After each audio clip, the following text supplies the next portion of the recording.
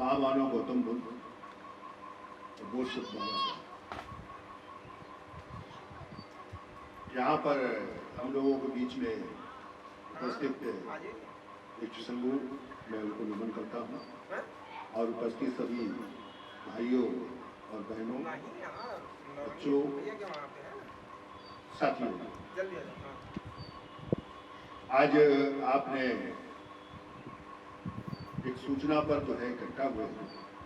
हालांकि अभी कुछ देर पहले कुछ हमारे साथी बच्चे कह रहे थे कि इस समय धान रोपाई का काम चल रहा है, कोई आया नहीं पाएगा, कोई आ नहीं पाएगा। लेकिन हम लोगों ने एक संकल्प लेके चला हूँ और उस संकल्प के साथ एक काम करता हूँ कि मैं अपनी बात कहता हूँ, नहीं कोई मिलता है तो मैं दीवालों को सुनता हूँ। ये मेरा, क्योंकि अभी तक का जो अनुभव है, क्योंकि मुझे कहना है, मुझे वो समस्या को सामने लाना है जिस समस्या से हम पीड़ित हैं। ये हमारा संकल्प है। और लोगों का क्या संकल्प है, उनकी समस्या है, वो अपनी समस्या समाप्त करना चाहते हैं या नहीं करना चाहते हैं, ये उनके ऊपर डिपेंड है। ये हमने जो सीखा है माननीय काशीराम जी से और बाबा साहब के जो लेख हैं, जो पत्र हैं, उनसे मैं सीखा हूँ। मैं उस रास्ते पर चल रहा हूँ, क्योंकि मैं भी बामसेब का सिपाही था। माननीय काशीराम जी घर मेरे जाकर मैं जुड़ा था और मैं प्रभारी रहा हूँ उस प्रदेश का। और एक ट्रेड यूनियन का मैं एक बहुत बड़ा लीडर कह दें कि शेड्यूल कास्ट का शायद पहला लीडर था, वो मैं था, और दूसरा भी अभी तक न बना है, शायद बनने की उम्मीद भी नहीं है, क्योंकि निगमों की स्थिति बड़ी ऐसी है कि जो नीचे का तबका है वो वहाँ नहीं पहुँच पाता है और उस पर बहुत संघर्ष की जरूरत है। तो इस तरह से देश में जो शिक्षण संस्थाएं हैं या इस तरह से वो एक फोरम में CST का बनाकर तो हो सकते हैं, लेकिन जनरल यूनियन में नहीं पहुंच पाते हैं और न पहुंचने की उम्मीद भी नहीं रखते हैं। तो इस तरह का देश का जो सिलसिला चल रहा है। आज अभी आपने भंते पदम घोष जी का जो सुना और उसमें जो घटना उन्होंने बताई, और वो घटना लोगों के बड़ा समझने की बात है। जो अभी आपने भंते बौद्धरतन जी का जो आपने सुना, उनकी जो घटना आपने सुनी, वो बहुत समझने की बात है और पूरे आपके उज्जवल भविष्य को लाने के लिए। तो साथियों, वर्तमान में जो स्थिति चल रही है, ये पूर्व में आप इस देश के शासक हुआ करते थे, आप यह पूरा भारत बुद्धमय था और ये विश्व गुरु के रूप में जाना जाता था। लेकिन ये धीरे धीरे आज इस स्थिति में है कि आज विश्व गुरु को छोड़िए, गुरु के लायक नहीं रह गया है। अब ये केवल दूसरे की गुलामी की तरफ है। तो इसे दूसरा कोई बचाने नहीं आएगा, जिसे आपको बचाना है, आपको बचना भी है, क्योंकि ये आपका देश है। आपको ज्यादा चिंता होगी, क्योंकि आज ये देखा जा रहा है कि आपके पास एक बड़ी ताकत है और उस ताकत से आपकी सरकार बनती है, सारे नियम कानून उससे चलते हैं, आपके खिलाफ और आपके पक्ष में दोनों उससे काम होते हैं। आपको चाहे तो उस शीर्ष पद पर बैठाया जा सकता है और आपका ही वो वोट आपको गुलाम बनाने की भी स्थिति रखता है।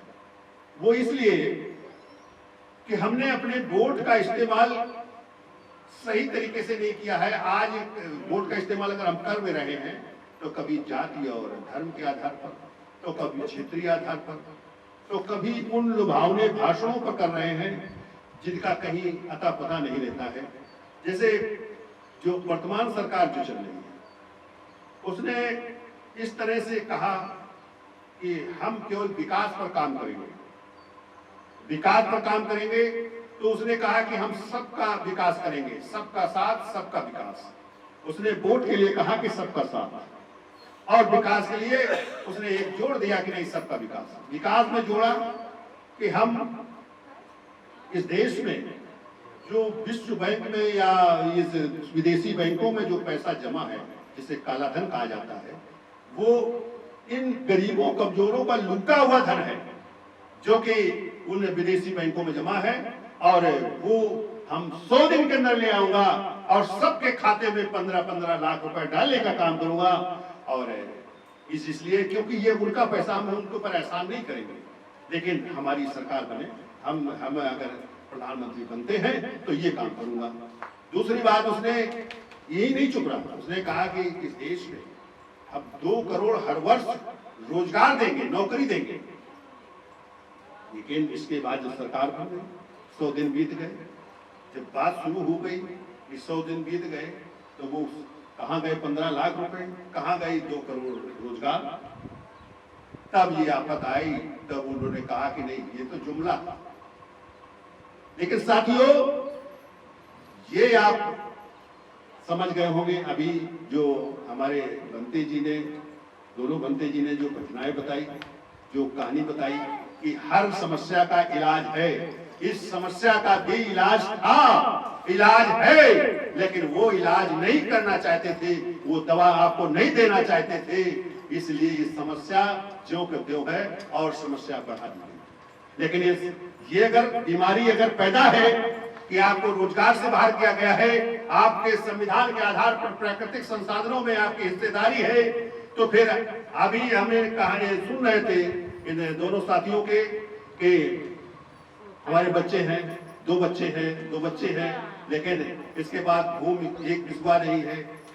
तो सवाल है कि जब देश का संविधान कह रहा है, आज 72 साल हो गए संविधान का लागू हुए, लेकिन आज तक जो सरकार ने माने बनाया था, सरकार ने पहले 5 एकड़ का माने बनाया था कि भूमि इन किसानों को 5 एकड़ भूमि दी जाएगी, और वो भी ये कड़ाई से पालन था कि नहीं, अनुसूचित जाति अनुसूचित जनजाति के लोगों को 5 एकड़ भूमि मिलना है, वो भी जोत जमीन ये मिलना है, ये सरकार ने तय किया था। लेकिन इसके बाद वो 3.25 एकड़ का रह गया, 3.25 एकड़ का इस समय मानक है।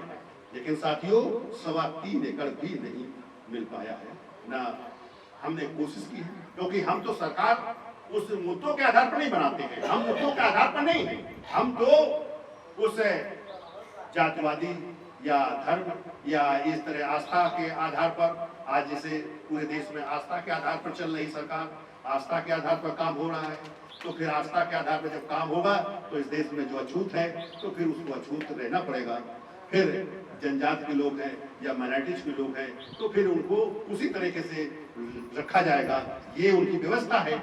इसलिए आप इंसान हैं, आप इस देश के हुक्मरान थे, तो फिर आपको ये तय करना है कि नहीं, हमें इन तमाम तरह की जो बीमारियां हैं, जो तमाम तरह की जो तकलीफें दी जा रही हैं, इनसे हमें निजात पाना है और निजात दिलाना है, लोगों को दिलाना है। ये ताकत आप में है।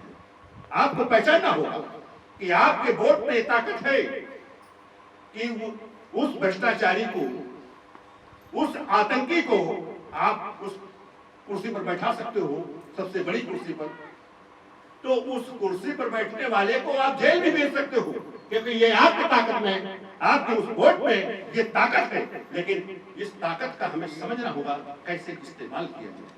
आज इस देश में जो इस तरह से हो रहा है और जो हमारे बीच के अंदर जो नेतृत्व में भी गड़बड़ियां आई, और उस गड़बड़ियां इसलिए आई है कि हम भी केवल उस नेता को देखते रहे या उस अपने बिरादरी के बारे में देखते रहे, जिसके कारण से उसकी सोच संकुचित होती गई, और वो संकुचित की नहीं, ये तो हमारे हैं, ये तो हमारे हैं, हम इनको चाहे बेचें चाहे रखें, ये स्थिति जो पैदा हुई है जिसके कारण से ये हमारी बर्बादी है। अन्यथा आप ये सोचते कि अगर ये काम जो आपने घोषणा किया है, जो काम लेकर गए हैं, जिसके कारण हमने संघर्ष किया है, इस देश में अकेले कोई नेता संघर्ष नहीं किया, इस देश में समाज ने संघर्ष किया, हम लोगों ने संघर्ष किया, आप लोगों ने संघर्ष किया है, तब यहाँ तक पहुंचे। नेता समझ लेता है कि नहीं, मेरे बदौलत हो रहा है, ये कारण है, इसलिए वो पीछे घूम के नहीं देखता है, वो केवल अपने आधार की नहीं, ये मेरे बिरादरी के मेरे से बंधे हुए, ये तो मैं जो कहूंगा वो करेंगे। और चूंकि वो करते आए हैं, जिस हम सिस्टम के विरोध में, जिस मनवाद के विरोध में हम ये ताकत बनाई थी, उस ताकत को वहीं जाकर समाहित कर दिया जहां से हम संघर्ष से अलग हुए। तो ये स्थिति है, समझना होगा। तो साथियों, ये तो हमने एक आपका स्ट्रक्चर बताया। दूसरी बात ये है कि हम ये भागीदारी आंदोलन क्यों चलाया और क्यों आवश्यकता है कि ये 2011 में जब हाईकोर्ट का ये इस देश के आरक्षण के खिलाफ आया, तो उसमें जो है, चूंकि हम ट्रेड यूनियन के लीडर थे, तो हमसे ज्यादा सवाल पत्रकार पूछते थे। एक संतोष वाल्मीकि पत्रकार हैं हिंदुस्तान में, तो उन्होंने मेरे से सवाल किया, पुरील साहब आप बहुत बड़े नेता हैं, आप जनरल यूनियन की लड़ाई लड़ते हैं और ये जरूर है कि आप समाज के काम ज्यादा करते हैं, लेकिन सवाल ये है कि जब आपके खिलाफ ये आ गया तो अब क्या होगा? तो हम उनका जवाब यही दिया कि मेरे साथी, हम चूंकि समाज का नेतृत्व कर रहा हूं, क्योंकि समाज की बदौलत मैं वहां पर हूं। अगर मेरा समाज या अस्तित्व में नहीं होगा तो उस यूनियन में या उस सिस्टम में हमें कोई पूछने वाला नहीं है। तो सबसे पहले हम समाज को बचाने की लड़ाई लड़ूंगा, इसके बाद वो लड़ाई लड़ूंगा। इसलिए मैं साथियों कोई समय से ये राष्ट्रीय भागीदारी आंदोलन शुरू किया, क्योंकि आरक्षण को आरक्षण से नहीं बचाया जा सकता है कि उस समाज छोटा हो जाता है। तो इसे हम तमाम लोग जो वंचित हैं, चाहे पिछड़े समाज के हो, चाहे माइनॉरिटी समाज के हो, चाहे इस देश के वो समाज जो हमारे पर जुल्म कर रहा है, अगर उस समाज के लोग अगर वंचित हैं तो उनका भी हिस्सेदारी मिलनी चाहिए। ये चूंकि हमें चाहिए कि हम लोगों की लड़ाई वही होनी चाहिए जो बाबा साहब के पैटर्न की लड़ाई होनी चाहिए। हमें अलग अलग लड़ाई नहीं करनी है, क्योंकि हम किसी को अगर दोस्त नहीं बना सकते हैं तो दुश्मन नहीं बनाना है। हम क्योंकि हमें उस सत्ता की हिस्सेदारी में हमें पहुंचना होगा, हमारे लोगों को पहुंचाना होगा, जिससे कि वो वहां से बात उठे। जब वहां से उठेगी तभी ये तमाम जो अधिकार की बात है या कोई और मुद्दा है, ये तमाम समस्याओं की बात है, तो ये तभी सॉल्व हो सकती है। तो साथियों, इस आंदोलन का हमारे बीच से उस आंदोलन के तमाम साथी बड़े बड़े पदों पर बड़े बड़ी जगह पहुंच गए। आज कौशल भी मंत्री बन गया है, उसका भी पेपर में आज मैं देख रहा था। ये सब मेरे साथ थे, ये सब मेरे साथ इस आंदोलन में थे। उदित राज था, कौशल थे, ये निर्मल जो आज भाजपा में है, ये भी मेरे साथ था, ये सब मेरे साथ थे। लेकिन ये सब मौका मिलता गया, अपने चलते गए। और भाई ठीक है, लेकिन हमारा एक संकल्प है, क्योंकि मैं इतना जानता हूं, क्योंकि हम उतना संघर्ष किया है, तो हमारी हिम्मत उनके साथ नहीं है, हमारी समाज के साथ है। इस समाज की अगर ताकत बनेगी तो हम भी ताकतवर होंगे, ये हम महसूस करता हूं। इसी के साथ मैं इस आंदोलन को चला रहा हूं। तो साथियों, इस आंदोलन में क्या है, जो पहले की स्थिति थी उसको फिर से कैसे लाया जाए, और बिना किसी के भेदभाव के, बिना किसी दुश्मनी के, क्योंकि आज सबको आवश्यकता है अधिकार की। वो श्रवण भी परेशान है, आज दलित भी परेशान है, पिछड़ा भी परेशान है, माइनॉरिटीज के लोग भी परेशान हैं, क्योंकि उनके ऊपर लगातार जाति और धर्म के आधार पर समस्याएं पैदा की जाती है, हिंसा हो रही है, लोगों का कत्ल हो रहा है, लोगों के बहन बेटियों का बलात्कार हो रहा है। ये सब जो हो रहा है, तो ये आपकी जो ताकत इकट्ठा नहीं है, ताकत बटी हुई, इसके कारण से हो रहा है। तो उस ताकत को हमें इकट्ठा, किसी पार्टी के या किसी के विरोध में हमें काम नहीं करना है, हमें उस अपनी ताकत को इकट्ठा करना है जो हमारे ऊपर अन्याय अत्याचार हो रहे हैं, इनको हल किया जाए। और साथियों, ये भी ताकत आपकी सामाजिक ताकत होगी, दूसरा राजनीतिक ताकत बन जाएगी। राजनीतिक ताकत इसलिए जब समाज इकट्ठा होगा तो उसी में से तो राजनीति में जाएंगे, क्योंकि जब आपका वोट इकट्ठा होगा तो आपकी राजनीति बड़ी हो जाएगी। फिर वो पार्टी के लोग जो आप पर अन्याय अत्याचार कर रहे हैं या जो सिस्टम से बाहर हो गए हैं, जो आपके आंदोलन से बाहर हो गए हैं, वो भी आपकी तरफ फिर झांकेंगे, फिर आपकी उन समस्याओं को देखेंगे, फिर वो लोग आपकी बात को सुनने का रास्ता खोजेंगे। जैसे ये वर्तमान जो सरकार है, यही सरकार के लोग बाबा साहब का कभी नाम नहीं लेते थे, संविधान का विरोध करते थे, लेकिन जब सत्ता में पहुंचने का, जब उन्होंने सब चीजों से हार गए, तो सत्ता में पहुंचने के लिए उन्होंने एक नाटक रचा। तो वही सबका साथ सबका विकास की बात है, वही सबको 2 करोड़ हर वर्ष रोजगार देने की बात है, सबको 15-15 लाख रुपए देने के, लेकिन दिया कुछ नहीं। लेकिन वही नाटक रचा और बाबा साहब का नाम लिया। बाबा साहब के दिल्ली में जो मकान जहाँ उनकी डेथ हुई थी उसको भी खरीद दिया, नागपुर में भी और इंग्लैंड में भी इस तरह पैसा लगा दिया, लेकिन उनके विचार और सिद्धांतों को खत्म करने का काम कर ये रास्ता। तो साथियों, भागीदारी आंदोलन है कि जैसे इस देश में जब हमें सबका साथ सबका विकास, जब हमें सबको नौकरी चाहिए, जब हमें तो नौकरी जब चाहिए है तो फिर नौकरी हमें करना है, क्योंकि हमें एक तो हमारे पास जमीन जायदाद नहीं, तो उसमें हमें हिस्सेदार भी बनना है। तो जो 3.25 एकड़ का है तो 3.25 एकड़ जमीन भूमिहीन किसानों को मिलना चाहिए, जो जमीन। इसके बाद अगर जो जमीन नहीं है गांव में तो फिर नदी नाला तालाब उसर जंगल जो भी सरकारी जमीन है वो पहले इन हिस्सेदारों की जमीन होगी, वो भी जिसका मूल्य के आधार पर। जैसे जो जमीन का अगर 16 आने के मालियत है तो फिर उसी मालियत के आधार पर वो जो नदी नाला तालाब है उसको सीमा बढ़ जानी चाहिए। अगर 3.25 एकड़ था तो कहीं 5 एकड़ होगा, तो कहीं 7 एकड़, कहीं 10 एकड़, मालियत के आधार पर उसका रेशियो बना जाएगा। 10 एकड़, 12 एकड़, इस तरह का हो सकता है। और ये करना है, ये लेना है, और हमें ये तय करना है कि हमें ये लेना है तो फिर हमें सबको इकट्ठा होना होगा। और आपस में अगर भेदभाव है तो भेदभाव को छोड़ो, उस व्यवस्था से संघर्ष करने के लिए इकट्ठा हो जाओ जहां आपके अधिकार छिने हुए हैं, जहां से आपको अधिकार लेने हैं। हम किसी का विरोध नहीं करते हैं ना। अगर सरकार भाजपा बनाना चाहती है फिर से बनावे, लेकिन हमारे अधिकार दे दे। अगर हमारे अधिकार नहीं देगी तो फिर हम अपनी ताकत को लेकर हम अपनी ताकत बनाएंगे, हम अपनी सरकार बनाएंगे।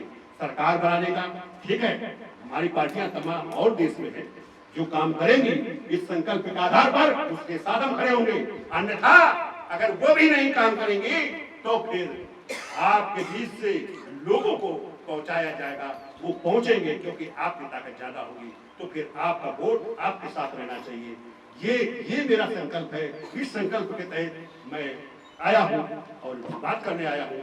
मैं इसी तरह से मैं लिखता हूँ, इसी तरह से मैं YouTube पर जाता हूँ। रोज हमारा YouTube पर आता है लगभग, उसको आपको सर्च करिए YouTube पर राष्ट्रीय भागीदारी आंदोलन डालेंगे तो YouTube पर आपको मिलेगा। और इस तरह से पूरे प्रदेश में, पूरे देश में हम लोग जाने का काम करते हैं। अभी एक घटना में बताऊं, 15 की 9 मई 15 को जब हमारी बैठकें हुई, देखिए जैसे आप लोग बैठे इसी तरह के समझ लिए बैठे, इससे कुछ ज्यादा हो गई। जैसे मैं चेन्नई गया, क्योंकि एक मैं पार्टी में मैं जुड़ गया था, मैं इंडियन नेशनल लीग, तो उसमें जुड़ने के बाद हमें मौका मिला कई प्रदेशों में जाने का। चेन्नई, केरल, अहमदाबाद और तुम्हारा ये हरियाणा है, पंजाब है और आपका उत्तर प्रदेश है, दिल्ली है और बिहार है। इनमें जब जाने का मौका मिला तो भाजपा के लोगों को लगा कि शायद अब दिक्कत पैदा होगी, क्योंकि हमने ये मुद्दे उठाए थे और हमने उसमें पेंशन का जो मुद्दा जोड़ा था, पेंशन उस समय हमने 6000 का मुद्दा जोड़ा था कि वृद्ध, विकलांग, विधवा, प्रधान, बीडीसी, डीडीसी और सभासद, इन सबको 6000 रुपया पेंशन मिलनी चाहिए। और इसके लिए हम लोग आंदोलन करेंगे। तो वो आंदोलन हमारा चल रहा था। तो राजनाथ सिंह 9 मई को लखनऊ आते हैं, राज्यपाल के साथ बैठक करते हैं। 10 मई के अमर उजाला के पेपर में छपा हुआ है, वो पेपर कहीं से भी अरेंज कर लीजिए, उसको देख लीजिएगा, पता लगेगा कि 5000 रुपया महंगाई भत्ते के साथ इनको देना सुनिश्चित किया जाए। ये बात है। हमारी बात को खत्म करने के लिए अगर 5000 रुपया महंगाई भत्ता जोड़ा जाएगा तो 6500 के आसपास पड़ता है। तो इस तरह से एक बयान आ गया, लेकिन काम आज तक कुछ नहीं हुआ। तो साथियों, आपकी बात जब बढ़ने लगेगी तो तमाम तरह की बयान आएगा। अभी आपको कुछ दिन बाद आएगा कि नहीं हम इनको सबको रोजगार देने का काम करेंगे, लेकिन रोजगार मिलेगा नहीं मिलेगा ये अलग है। लेकिन आपकी बात को कमजोर करने के लिए, आपकी बात को रोकने के लिए जरूर बयान आएंगे। ये तय है, क्योंकि